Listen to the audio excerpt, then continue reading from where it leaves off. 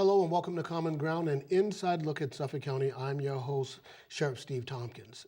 Now, today's guest is like an extraordinary, I like to say public advocate more than public servant. I've got a little trouble with the word servant, but when you're in public life, that is the job.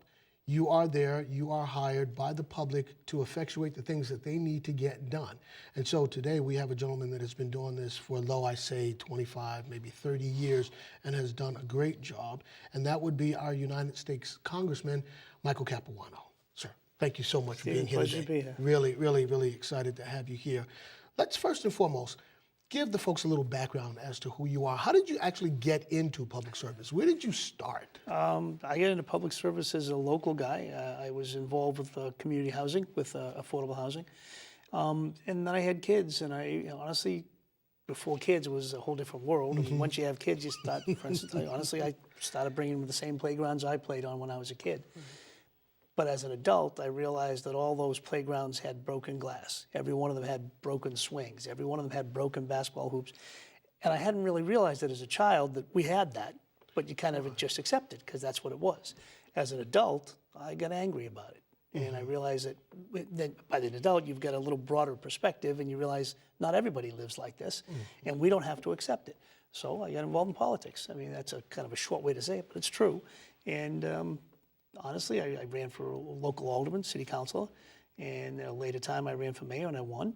And when I became mayor, the first thing I did was rebuild the playgrounds for that very reason. And then we did a lot more than that, planted tens of thousands of trees, all kinds of stuff. And I still live in Somerville. Then I was mayor, Joe Kennedy, who held this seat, decided to retire. And I looked at it and I said, you know what? A lot of the problems that we have emanate from Washington. And a lot of the money that we spend emanates from Washington. And I thought, maybe they need a street kid like me down there to kind of straighten it all out. Yeah. So I took a shot, got lucky, won, and I've been doing that ever since. Talk to us real quickly about the process of actually campaigning to, when you run for office. I mean, particularly some of the where you started, you're on the front lines. Yeah. And people are going to really tell you how they feel about this or that. What did you think about the whole process of campaigning and actually putting yourself out there? I actually like it, and I mean, it can be difficult. I want people to tell me the truth, and some people don't like what you've done or whatever you believe in. They'll tell you, and that's fine. I'm very respectful of people who I disagree with until they are not respectful of me. Then I usually straighten them out, not on issues, but it's like, look, we can disagree without being jerks. Right. But I like it. I mean, we just started, I've been doing this now for a while, but the weather hasn't been cooperating. And that last weekend was the first weekend that we had decent weather for a long time. And we went out and we started knocking doors. I really had a good time. You get to talk to people one-on-one, you get to ask their opinion, you get to talk to them for a few minutes and see what's on their mind and kind of get a better feeling. In public life, some people would love to tell you, oh, you're the greatest guy in the entire world. And that's wonderful, but, thank you very much. I want to know what real people think of me. Yeah. So I actually like it. I think it's an opportunity to kind of sharpen my own skills, sharpen my message, and to reconnect. So I'm kind of happy to be out there again. So now let's juxtapose that to working in D.C.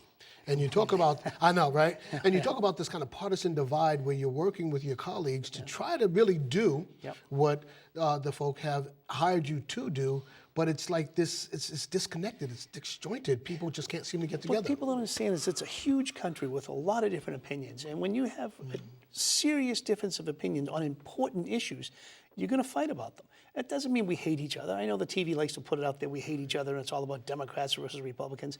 It's not. I'm a Democrat because I hold certain general philosophical values, but I fight with some Democrats on occasion too. But I'll give you an example, the role you're in. We argue about what is appropriate criminal justice. We argue for a very simple thing. When somebody goes to jail, should you just throw them in, lock the key, and run away, or should you try to rehabilitate them and make them a better person? I believe we should try to rehabilitate them. Others believe just throw them away, lock the key, and run away. Of course we're going to argue about that. I think it's an important aspect. You're impacting lots of people's lives, and you can't just sit silent if you have strong opinion. That's just one example. Housing, education, on and on and on. Do you believe that we are all in this together and should try to share some of the responsibility with making sure that everybody's child gets a fair shot at education, that no seniors go homeless, and on and on and on. And when you get into those issues, of course you're going to argue, and you should. And that argument is, yes, it's between the individuals, but it's also between Americans, trying to figure out how many Americans really believe in affordable housing, how many Americans really believe in rehabilitation for prisoners. And that's what it is. It's an ongoing battle about what kind of society we want to live in. And it's messy, it is argumentative, but it's also essential. So I want to go back to housing in a moment, but first I want to ask you about this. So back in the day, my understanding is legislators, whether it's in the State House in Boston or down in D.C., could get together, probably after hours, smoke a cigar, and have a conversation, maybe over a drink, and talk about how you can get things done. But it doesn't feel like it's happening the way it used to. It probably isn't, because the world is faster now. We all have cell phones, we all have computers, we all, all that kind of stuff. There's 24-hour news stations. Right. Everybody has a camera on their phone, so if you're having a drink with somebody snaps a photo, next thing you know, the Twitter world thinks you're drunk, and so the world has changed an awful lot, and it will continue to change, but the concept is still there. People do talk to each other. It is not always along the line of partisan divide. It is not even along philosophical divide. I have very good friends with whom I disagree with, but we enjoy each other's company. And so it's there more than TV would like you to believe, because stop and think about it. Most news programs today, with the 24-hour cycle, they're there on the air all day long. They got to fill that slot, and they got to sell ads. How do they do that? They don't sell it with a conversation like this. I don't mean to be rude. The two of us having this conversation isn't going to sell a lot of ads. So I have to call you a name, you have to call me a name, and all of a sudden, oh, look, they called each other names, and somebody will buy an ad saying, oh, because you're watching us call each other names, I'll buy an ad in your show. And then America walks away thinking that we hate each other. Yeah. Now, again, there are deep, strong philosophical differences of opinion on important issues. These are not small issues. And you add that to the flavor that you don't see people like me on a lot of these talk shows, because I won't do what they want me to do, which is call other people's names and belittle them and demean them. I'm happy to argue with them, but not in that capacity. Well, now I'm going to throw you a curveball, because I want to ask you about the Republican Party and our president now. And it just appears to, like you say, on this side of the television screen, that the Republican Party is allowing certain things to go along the way that most of the country is not in favor of, and they just won't stop it or speak up against it. What's going on there? That's a very good question, and I can't answer you. I don't know. There has to be a line. People forget that when Richard Nixon got impeached, a lot of Republicans voted to impeach him because they rose above party politics. We're not there yet with Trump. There aren't enough Republicans who are willing to distance themselves from him in a public way. If this continues, I think that will happen. I don't know that, but we'll find out. But you have to, in politics, every politician likes to get up and says, I did this and I did that. Right. The truth is, nobody does anything alone. You have to work with other people. You have to be cooperative. You have to be part of a team.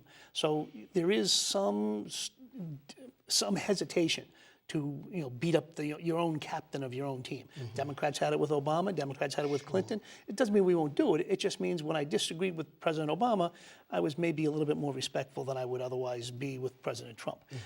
Why? Because he's the captain of my team. And it doesn't mean I didn't disagree with him. It just means those disagreements are, Mr. President, look, I don't agree with what you're doing on this, as opposed to getting up and say, you no good, SOB, you're doing these things. And then they're doing the same thing. But at some point, for instance, I sued President Obama. I was one of the people who sued him when he shot missiles into Libya, for the same exact reason that I think that President Trump should not be shooting missiles into Syria without congressional approval. Gotcha. If Congress approves it, so be it. But I don't think that any president, any human being, should be able to bring this country to war without the approval of the United States Congress. So I've had my disagreements with both, and most of us can do that. But I did give President Obama maybe a little bit more leeway than I would have if he had been a Republican. Right. It wouldn't have been the same. He was not the polar opposite of Trump. Trump is a whole new thing. Right. That he seems to go out of his way to, not just the philosophical differences, seems to go out of his way to poke people in the eye, call them names, belittle them, and any human being has that natural reaction. I mean, again, once you start out, we do disagree. Right. Now you're calling me a name. Right. Taking it to a whole nother level now. Well, it's not a good level. Right. Should we be optimistic, we meaning the country, around the discussions that's going on between North and South Korea right now? I hope so. I mean, it would be great to have a little sanity in the world for a change. North Korea is obviously a tinderbox. We have a lot of living veterans who fought and many who died there. And so this is not ancient history. And we have a very difficult regime in the north who hates the regime in the south. And nuclear weapons in the hands of a country like that are a real problem. So optimism, I think, is always called for. I actually believe that any politician in any capacity has to be the quintessential optimist. You have to believe it's going to be better tomorrow. You have to believe I can help make it better. It may not happen, but the answer is, am I optimistic? Yes, I am. Do I think it's going to happen? I don't know. We'll find out, but I hope so. We're going to do what we can to make it better. Well, the reason I ask about the optimism this time around, because I believe years ago we were down the same road with North and South Korea when they did the huggy, kissy, holding hand things, and it fell apart. And it could again. Who knows? I mean, I don't believe. I'm not ready to say it, but I haven't been happy with the way President Trump has done this. Calling the North Korean leader by various names. Look, I don't have a whole lot of regard for him. From what I know of him, he's not a very good person. But I don't think you make friends or get somebody to do what they want by calling them a name. Rocket Man. It's just insulting. It's childish. It's unnecessary. I mean, it's the United States of America. We're the most powerful country in the history of mankind. They know we can take them on if we wanted to. There's no doubt about that.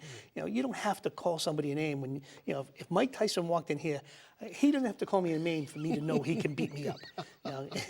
It's like so it's demeaning. It's unnecessary. So all that being said, I'm still optimistic about it. I'm hoping that the leader of North Korea has come to realize that it's worth something to his country to get closer to a peaceful resolution of these problems. So bringing it back home, before we went on air, you and I were briefly talking about the homelessness situation that's running rampant throughout the country. And clearly there are a lot of people that are in a homeless situation that are suffering from substance abuse. Unfortunately, a lot of people that have mental illness. Yep. Is there a way to really wrap our arms around this situation so that we can really address it in a holistic way that's going to produce positive results? I think there is, but it's difficult to do. First of all, it's going to cost money. It's going to cost money to provide the health care that these people need. It's going to cost money to provide them the housing that they deserve. As a human being, I think they deserve it. So that it is going to cost some money. I don't think it's the most expensive thing in the world. And I personally think it's worth the money because I agree with you. Not all, but I'd say the significant majority of current people who are homeless in most of the country are there because of alcohol, drugs, or mental illness. Not all, but many of them are. And if you're going to, some of these people, we're going to have a honest discussion about whether society puts itself back in a position of saying, Steve, we love you, you have a problem, you have no choice but to come get this treatment. That's a very difficult conversation to have, and it's got to be done because it's been done so poorly in the past. Right. But we can't, there's nothing else you can do unless you're willing to have the state government, impose some degree of limitations to say you must come get this treatment, and then treat them with humanity. Now, the past, when they've done that, they just threw them in a locked room and that was the end of it. That's not the answer. We're not going to go back to those days, I hope. That's not what I want. It has to be, and it's a very, very difficult conversation to have with good people because we've had so many bad experiences with them. So in the time that I have left with you, I want to hit on a couple of topics and just get, kind of a succinct answer so that it doesn't take a long time, but I want to just touch on several of them. Let's start with wage equity. Now, there's this discussion that if men and women, mom and dad, are making the same amount of money in a household, that household would be a lot stronger and there would be more money put back into the economy. That seems like a very cogent, sensible objective to me, but there's this problem with getting wage equity. What is the problem, to your understanding? You mean if depends on the word equity. If the word equity means that everybody should be paid the same, that's not going to happen because there should be some reward for better education, for more important work. If it's wage equity in the same, if you're doing the same job, you should be paid the same wage. Right.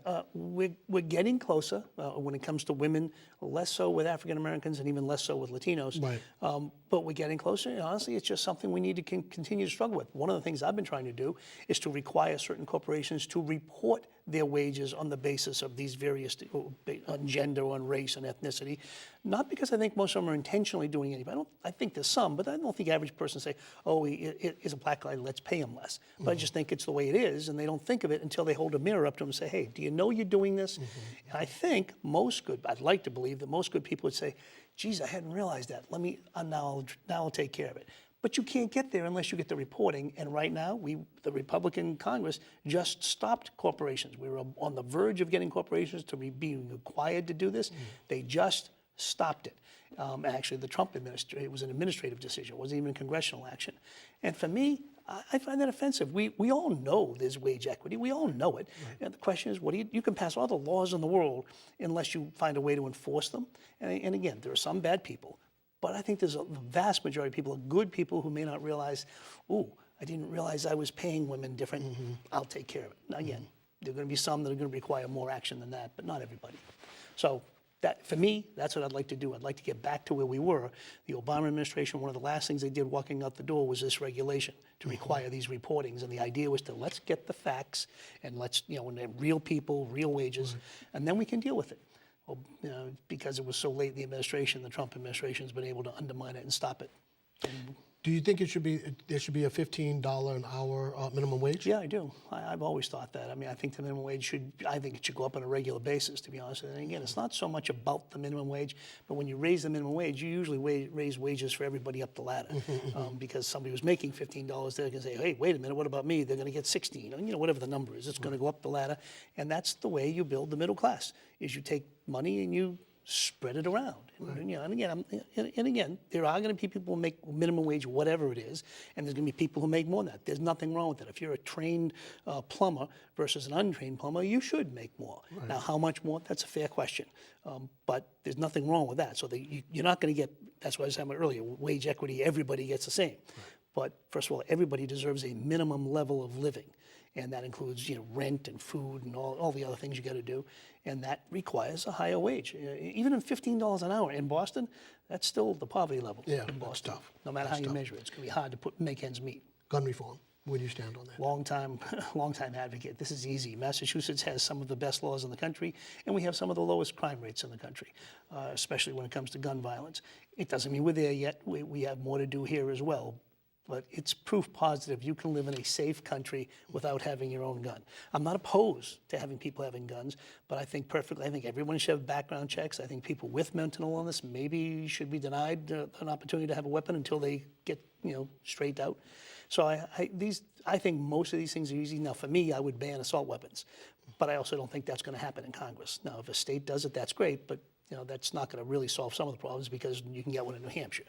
But my argument is, I'm not against guns at all, not at all. I think personal weapons are fine, but there's nothing wrong with reasonable regulation of them as well. And I think Massachusetts is a classic example of it. We're a living example, and I think even we can tighten up our act. And I think we're on the verge of doing that, actually, on one aspect. There's more we can do. So, I often talk to people about civics and the kind of lack of civics in a lot of our public schools. I say that to lead into what happened with the kids in Parkland, Florida. Yep. And when you talk about how they've risen up to talk about sensible gun reform, I think that's a real astute civics lesson, while at the same time talking about gun reform. What do you think about our youth, like back in the civil rights age, that have just risen up to attack this issue? I couldn't agree more. But one of the things they learned, if you remember, one of the first things they did from Parkland, Florida, is they marched up to Tallahassee, the capital. On the march, by the time they got there, the legislators who were pro-gun, for the lack of a better word, they left town. So the kids, by the time they got to Tallahassee, the people they really needed to talk to were gone. I didn't know that. That is also a civics lesson. So honestly, what they should have done is they should have timed their march a little better, or they should have marched to their houses. You can run, but you can't hide. Again, it's not a bad thing. I couldn't agree with you more. I think civics is not taught enough. I think the average person doesn't know what a city councilor, what a congressman, what a legislator, what they really do. Nobody has to become an expert. But since I believe voting is the key to improving this society, I really think people have to understand better what the people they are voting for or voting against, what they do and what they can do. Years ago, when you talk about politics, we were able to get say, the interstate transportation system up and running, good buses, good trains. It appears now when we talk about transportation and really putting money into that area, it's this tug of war to get that done. Why is that the case? For a long time, this country believed that there was a societal benefit to transportation, to education, to housing. They built veterans housing. They opened public education in a real sense of the word. And they built interstate highway system. They expanded subway systems. The last 30 years, little by little, people saying, wait a minute, I don't want to do that anymore. It's all about me. I don't want to participate. It's about me. And so when you do that and you say, I want nothing but tax cuts, there's nothing left to do. I mean, so that we've had tax cut to tax cut to tax cut, which again, nobody likes paying taxes, but I don't know how you pay for a transportation system or an education system or a public safety system without the money. And money in government always comes from taxes. Your job. We used to try to rehabilitate more prisons than we do today. I know you're struggling mightily trying to reinstitute a lot of these programs, but you know as better than I do that we don't spend as much as we need to spend to really accomplish the job. And you are the best sheriff I know, and you're doing a great job. But if I also said, you know what, I actually really believe that you can rehabilitate things. Here's some more money for small programs. You know better than I do how much more work you could do with it, how good it would be, and what a great investment it would be. Because now these guys could come out and actually have a skill, maybe not go back, not have the problems that they have. And yeah, it's good for them. And you're not going to succeed on 100% of them, but you're going to succeed on 60, 70% of them. And they're going to become productive members of society, and everybody is going to benefit from it. It's a good investment. People don't necessarily believe so much all this stuff anymore. But you know what, I'll tell you what, if that were to come to pass, I would actually talk about taking some of that money to get in front of the curve. I agree. Before kids fall into the criminal justice system, and really talk to them about the ills. This thing that you see in movies, and this is not summer camp when you go to jail, but they've got this glorified kind of thing about, I'm going to go and hang out with my buddies. No. You lose your liberty. Somebody else like me is telling you when you can do whatever it is that you want to do. So I really look at trying to focus really on elementary and middle school. Frankly, I couldn't agree. Do you remember the debate we had years ago, before I was in Congress, on they started programs on midnight basketball? Oh, it's a terrible giveaway. I was one of those kids. And guess what? If you weren't opening the basketball courts, we were breaking in. Not me, of course. Yeah, of course. They were, and not doing anything, just to play ball. Right. Because there were no lights in the courts, and plus if you would bounce the ball in the schoolyard, the neighbor would yell. So you wanted to be inside to keep the noise down and to actually have some. What's wrong with that program? Because the alternative is you can't go in, you got nothing to do at night, and now your opportunities are, your choices may be less wise. And I thought it was a good program. Yet, if you remember, some people went nuts thinking it was some kind of a giveaway to the inner city youth, and that wasn't the beginning, but I thought that attitude is still around. God forbid we do anything to to provide them choices, to provide them the realistic opportunity to make thoughtful choices. If you do this, here's your consequences. And by the way, you have an opportunity to do something else. We'll train you. We'll let you play hoop in the middle of the night. We'll help you do all these things to help you make better choices in life. It's a struggle in Washington because so many people have moved away. Again, it's us versus me. I belong in the us category. So we're just about out of time. I just have to ask you this last question. Now you have a race, you have an opponent coming up this year. Just tell us briefly why the electorate should keep Mike Capuano down in D.C. versus bringing in someone new. Quite simply because there's nobody better equipped and better to handle the Trump administration. I've been fighting it now for 2 years pretty successfully. There's nobody with a record of accomplishment that I've had, bringing money back to the district, bringing jobs back to the district, bringing housing back to the district. There's nobody who better represents. I have an incredibly diverse district. I have a majority of nobody, not a majority of whites or blacks or Hispanics. Everybody in my district is not a majority, and that's a good thing. I like it that way. And I have a good record, I believe, across the board of representing everybody equally and fighting for what we all believe in. So for me, that's really what it's all about. And for anybody who wants to challenge that, they're welcome to. But I think they have an obligation to prove why they can do something better. And my record's out there. I mean, housing and transportation and equal rights and human rights and international war and peace. The record's pretty long and pretty deep. I feel pretty proud of it, and to be honest with you, I think the average voter is going to see that change is good when it's appropriate, but you have to have a reason for change. Change just to change, interesting, but, and by the way, there's another little thing in Washington called seniority that matters. Like in a union, like any place else, seniority matters. You have more influence, more impact, and if the Democrats take the House back, the seniority that have built up over the years I've been there is going to be very beneficial to this district and to this state in a very direct and substantive and measurable way. Congressman, I want to thank you for coming on today. I know you've got the crazy schedule, you're all over the place. Thanks, Steve. But sitting with us for the last couple of minutes and just talking about these issues that are very important to our constituencies is crucial. Thank you. Timely. Thanks for coming on. Appreciate Always it. a pleasure, Steve. Thank you. All right, folks, we are going to go to a break, and so I do ask you that if you've got to run to go get your soda pop and popcorn, do it quickly because we will be right back. Please stay tuned. Bye-bye. Hi. Hoping for a crisp breeze to help keep you alert. Oh, he took a sip of water too. That'll probably help. You were probably gonna turn down the radio too, so you could focus, right?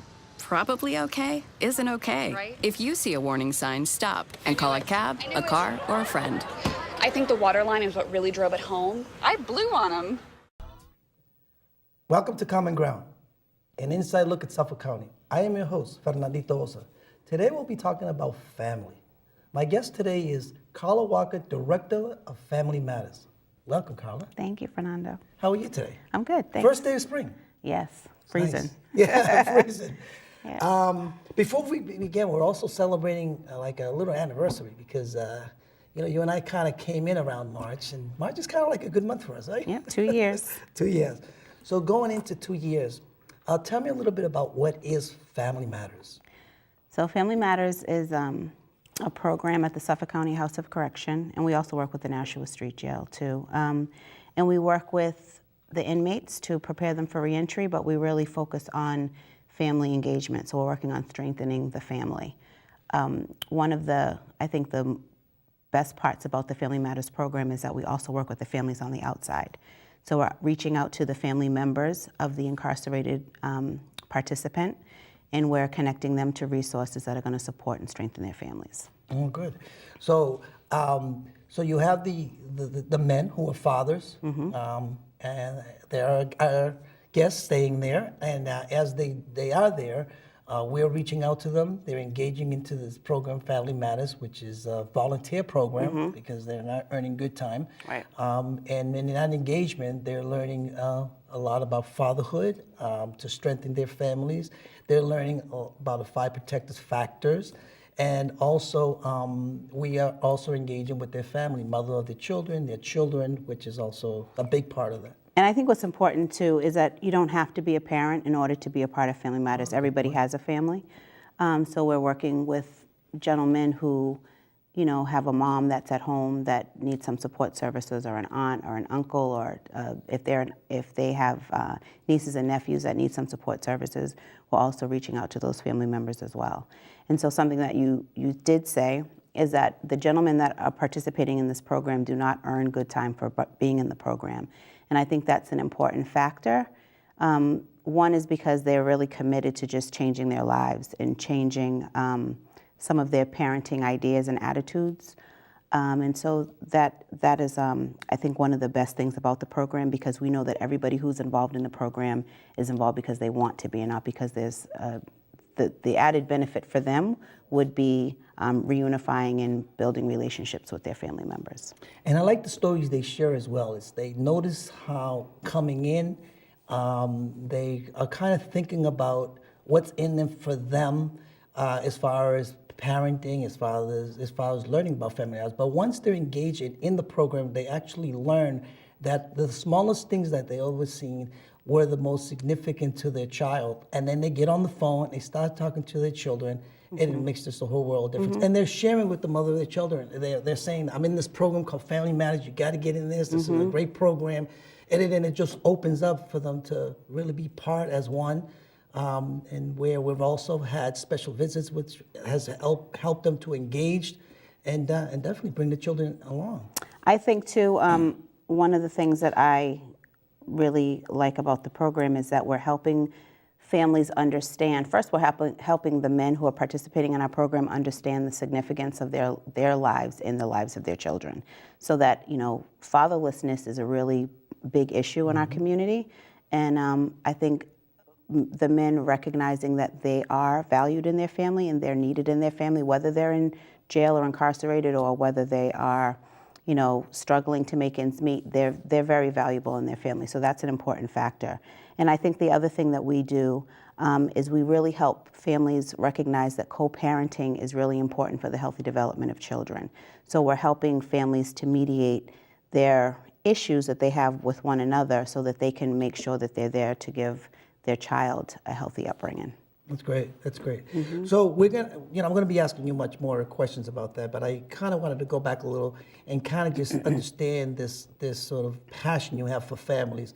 What were you doing before you came to the Suffolk County Sheriff's Department? So the trajectory of my career, I've been a preschool teacher. I've worked in community organizing, and prior to coming on at the Suffolk County Sheriff's Department, I was a coalition coordinator. But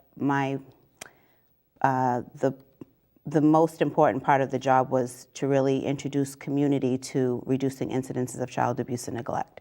So we provided a lot of workshops and trainings and parenting classes around child development and healthy parenting and things like that. And so we also enlisted the community to be a part of this movement to create healthy families. So with that in mind, and you mentioned partnerships and organizations, you also have the family or the Family Matters Consortium. Tell me a little bit about that. So the Family Matters System of Care Consortium meets once a month, on Tuesdays once a month from 10 to 12 at the Home for Little Wanderers, which is one of our primary partners for the Family Matters program.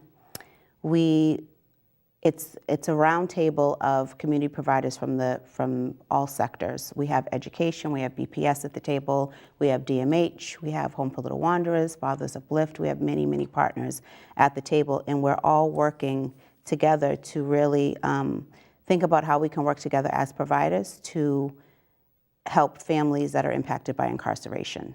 And what we know, having sat around the table enough, is that many people who are maybe in DCF custody, many children who are in DCF custody have a family who is incarcerated. So that we're working together with those agencies, and we're working collectively to support families. I like the way also each organization has its own way of working very individually in their own right with our population. Is that, for instance, you mentioned Home for Little Wanderers and Fathers Uplift, how Home for Little Wanderers work with much younger children, and really help the mother in sometimes very difficult times in their moments in lives that they're going through when their significant other is missing at home. It could be from childcare, it could be from transportation, it could be going back to school. I mean, just many, many areas. And then you also have the Fathers Uplift, which is an example.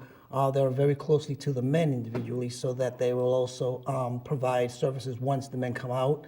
And then they also see them at their place and sort of help them gear their ways, and whether it's preparation for completing education, high SED GED, although we have those services at the house, but as well as jobs or anything training that just helps them keep them plugged somewhere. So with Fathers Uplift, their relationship with the Family Matters program is very unique in that we've been able to establish a way for them to come up and have specialized visits with the men, so that they're developing relationships with the participants of the Family Matters program prior to them being released. And then from that, each participant is assigned a coach and a clinician.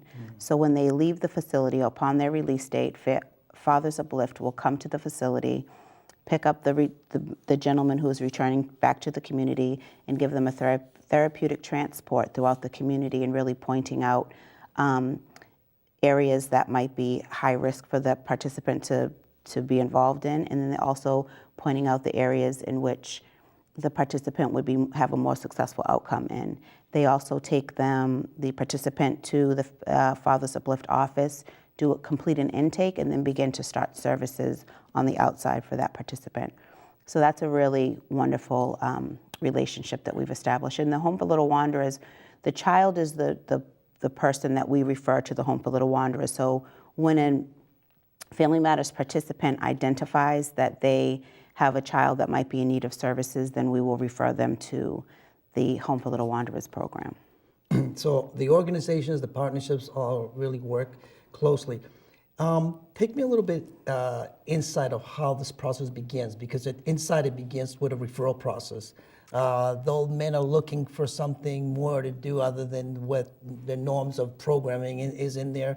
Most programs are you are earning good time, but ours stands out a little bit more on that end, that there's no good time, but there's something that there's a process that they go through, a referral process, an intake process, a little bit through that process. So there are a couple of ways. One is that we do kind of an outreach recruitment for the men who are participating in the program. So we we find opportunities to talk to the men and let them know about the program so that they have the opportunity to sign up for the program if they're interested.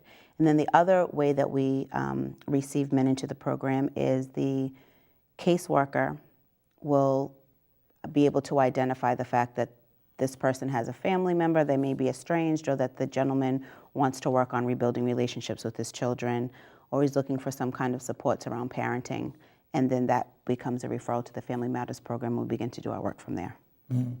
And sometimes I hear wonderful stories that they go on through this process, because these are sometimes fathers who have not been touched, whether via letters or phone calls with their children, sometimes teenagers or young adults. And it is so nice to hear the stories when they're actually letting us know how they all of a sudden are now engaged. Are they back into their child's life? It's very compelling. It's very overwhelming. So one story in particular that I love is because I love the story because it really shows kind of how as a community we've connected ourselves within this process. So we have one of the things that we do as a part of Family Matters is outreaching to community to let them know about the program. So a person that was familiar with the program is also a counselor for the METCO program. She was able to identify a student that she was working with that was whose father was incarcerated. They reached out to us to find support service for him because he was having a really hard time dealing with the fact that his father was incarcerated. And then we reached out to the dad and encouraged him to participate in the program. He was very reluctant in the beginning. And because he was reluctant, we wondered how that would impact his son. We were still committed to working with the mom and the son on the outside to get them the services they needed so that so the son would have an outlet to be able to talk about what he was feeling having a parent incarcerated. But we didn't stop and we didn't give up on the dad's reluctance. So we just kind of checked in with him every now and then to make sure that he, really understood what the impact would be if he didn't participate in the program. And eventually he talked to a couple of people. We brought some providers in for him to talk to, Fathers Uplift being the primary one. He was able to really see the importance of himself in his child's life and the importance of healthy co-parenting with the mother of his child. Now, this was not a process that was quick, and I think that is the other piece of the Family Matters program, it also teaches that everything takes time, and so that there was a process, and it was an 8-month process before we were able to, come to some understanding between the mom and the dad who was incarcerated, and building that relationship with the son. It took time. It took 8 months of time. By the time the gentleman was being released from jail, he was able to reconnect with his son. He actually surprised his son at school, and they have been since working on their relationship. So it's about reunification and building that family. That's great. That was my questions that were coming up, but you answered them already. Yeah. Obstacles and hurdles and reunifications. Yeah.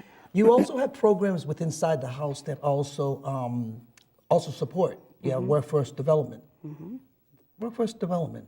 What is that like? Workforce development. So workforce development is is a part of the Suffolk County House of Correction and Nashua Street Jail, I believe, too, that helps men and women find jobs once they are released from the once they are released into the community from jail. So it helps them identify their job skills, if any, and then once they identify those skills, then the workforce development manager can then help them, find a position close to that or the area, and at the same time, if not, where he will, because I understand that most of the time they already have a network of organizations, partnerships as well. So they just need to fill those positions, and that's a great thing that you have there. You also have different other programs that also support in there as far as the workforce development, but you have other programs in there that also support, and you have different programs like the Vivitrol program that also helps. A little bit about that. Tell me. I'm not, Vivitrol is a program that supports people who are dealing with substance abuse. Right. So that is something that we not offer. my area of expertise, but it is a resource that we offer to the men while they're incarcerated, so that when they leave, I think Vivitrol blocks certain opioids so that they're not feeling the sensation of being high. And so that is one of the things that we offer at the House of Correction. And other than we also have organizations that we are working partnerships in the community through the Family Consortium, we also are having those partners of different areas as well coming into the House to also present to the men and letting them know what's out there as far as resources. So they're also engaged and they're able to explore, because sometimes I think that when you've been in there, you kind of get a little defocused on what's your options, what's your opportunities out there, what has changed, what's new in the area, where are the jobs, where do I go to? And one of the things that Family Matters does is they're able to develop a resource Road to Success package that allows them to identify places to go, people to see with names, contacts, addresses, and literally there's a connection there. So they're not like left out there and say, well, see you, good luck. Right, so that all begins as a part of our community support forum. One of the things that you, as the advocate, you recognize that what we do with Family Matters is we kind of customize what folks are needing when they leave. So throughout their time that they're spending with us, we're building relationships, we're outreaching to community resources and support services, so that when we leave, we can customize agencies that they can go to for certain supports and help. And one of the things that we offer as a part of the program is our community support forum, where our primary partners come in and they meet with the gentleman one-on-one and begin to establish that relationship. So by the time of their release, they are already well connected with the agency that they're going to be participating in when they get out. And now you're the director of Family Matters. How'd that come about? How did that work out? Because, I mean, really, you've talked about some of the passion and some of the work you've done. I mean, I could see the connection, but it's... I mean, it is a great fit for me to be a part of Family Matters. It's a great opportunity to develop Family Matters, and I was provided the opportunity, and so I went with it. And it's been fruitful. And, we have, when we look at our consortium, when we look at the number of community partners we have, it's wonderful to see how many people are really enthusiastic and passionate about working with families who are impacted by incarceration. And I think the other thing about the consortium and the system of care is that when we look at the dynamic of a family, we have all ages in a family. So we have some children, we have teenagers, we have adults, we have parents, we have caregivers who are grandparents. Everybody is coming, every part of the family has different issues that they're dealing with.